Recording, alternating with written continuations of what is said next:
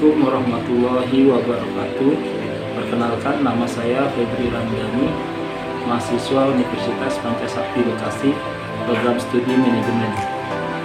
Di sini saya akan mengulas sedikit materi manusia dan agama. Manusia dalam pandangan Islam adalah makhluk yang diberikan amanah oleh Allah Subhanahu wa Ta'ala dan wajib ditunaikan. Manusia juga memiliki berbagai macam karakter, yang dengan karakter tersebut antara yang satu dengan yang lainnya menjadi kelebihan sekaligus kekurangannya.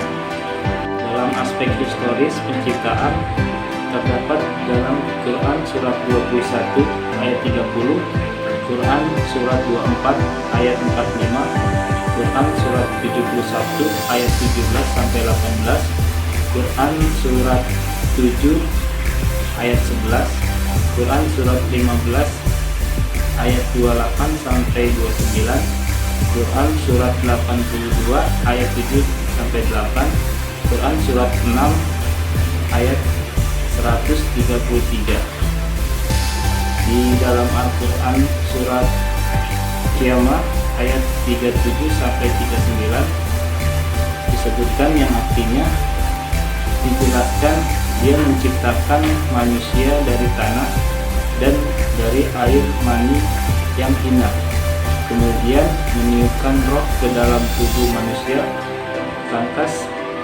menjadikan pendengaran, penglihatan, dan hati. Lalu untuk materi Ma'rifatul Insan sendiri merupakan suatu proses pengenalan atau memahami penciptaan manusia oleh Allah Subhanahu wa Ta'ala, yang mana manusia merupakan makhluk yang paling sempurna di antara makhluk yang lainnya. Asal penciptaan manusia yaitu dari unsur bumi dan langit. Unsur bumi sendiri itu ada dari tanah, dan unsur langit yaitu ruh. Dalam Quran surat 38 ayat 71 sampai 72, yaitu yang artinya, lihatlah ketika Tuhanmu berfirman kepada malaikat, sesungguhnya aku akan menciptakan manusia dari tanah. Lalu di ayat 72-nya, yaitu yang artinya, maka apabila telah disempurnakan kejadiannya dan kutiupkan kepadanya ruh atau ciptaanku, maka hendaklah kamu bersyukur dengan bersujud kepadanya. Dalam penciptaan manusia itu terbagi dalam 3 unsur. Yang pertama yaitu unsur hati, yang terdapat dalam Quran surat 50 ayat 16, yang artinya, dan sungguh kamu telah menciptakan manusia dan mengetahui apa yang dibisikkan oleh hatinya, dan kami lebih dekat kepadanya daripada urat leher. Lalu yang kedua ada unsur akal, Quran surat 7 ayat 179, dan yang ketiga unsur jasad, terdapat dalam Quran surat 2 ayat 154. Dan janganlah kamu mengatakan terhadap orang-orang yang gugur di jalan Allah bahwa mereka itu mati, bahkan sebenarnya mereka itu hidup, tetapi kamu tidak menyadarinya.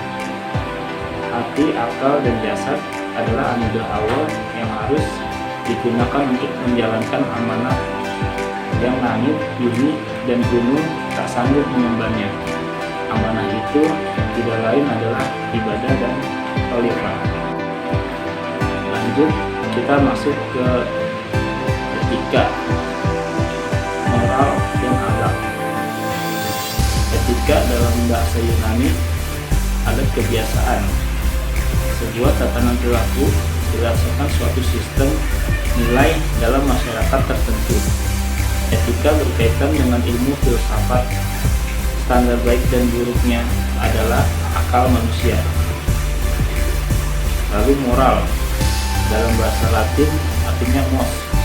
Kata mos bentuk tunggal dan jamaknya mores, yang berarti kebiasaan dan asusila.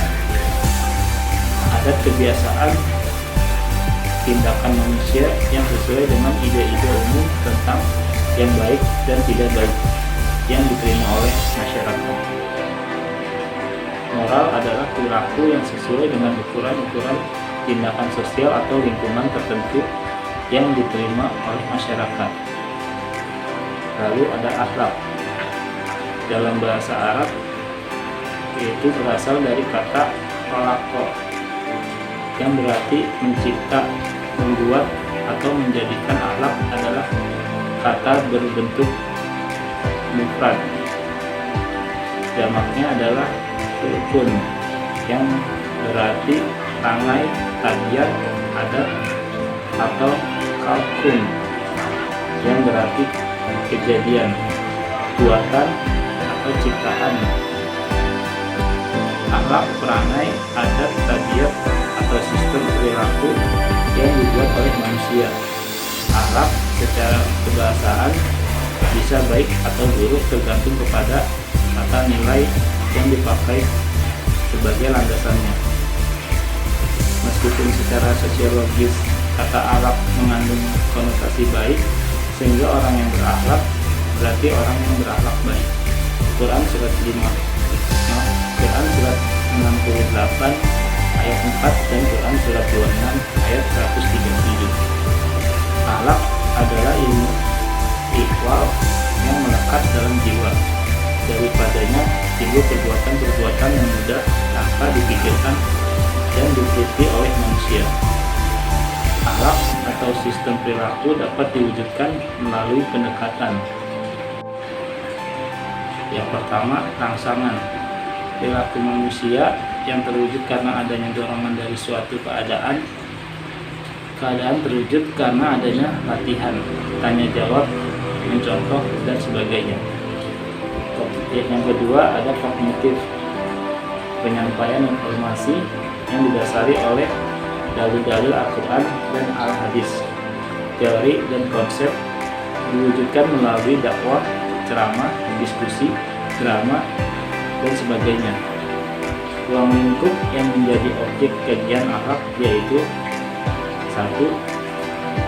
Akhlak yang berhubungan dengan Allah Subhanahu wa Ta'ala. Kedua, akhlak yang berhubungan dengan diri sendiri. Yang ketiga, akhlak yang berhubungan dengan keluarga. Yang keempat, akhlak yang berhubungan dengan masyarakat. Lalu yang kelima, akhlak yang berhubungan dengan alam. Akhlak yang baik atau akhlakul karimah, sistem nilai yang menjadi asas perilaku yang bersumber dari Al-Quran, Al-Sunnah, dan nilai-nilai alamiah atau sunnatullah. Moral, sistem nilai yang menjadi asas-asas perilaku bersumber dari Al-Quran, As-Sunnah, serta nilai-nilai alamiah sunnatullah, dan sistem nilai yang bersumber dari kesepakatan manusia pada waktu dan ruang tertentu sehingga dapat berubah-ubah. Etika itu persetujuan sementara dari kelompok yang menggunakan pranata perilaku, tidak dapat berubah-ubah sesuai dengan persetujuan dan rumusan deskripsi dari nilai-nilai dasar yang dipandang sebagai nilai alamiah atau universal, bahwa masyarakat menggunakan etika pada waktu tertentu akan membenarkan pelaksanaan suatu nilai tata cara hidup tertentu, sementara pada waktu dan tempat lain nilai-nilai tersebut tidak dibenarkan oleh masyarakat. Sistem etika dapat bersifat bebas nilai atau value free, khususnya nilai sakral. Ukuran baik dan buruknya dalam sistem etika bersifat subjektif,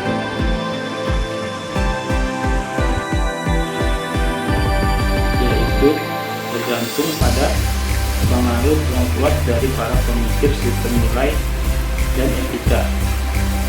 Moral bersumber dari ajaran agama, dari Al-Quran, Al-Hadis, maupun dari pemikiran tokoh agama dan tokoh adat.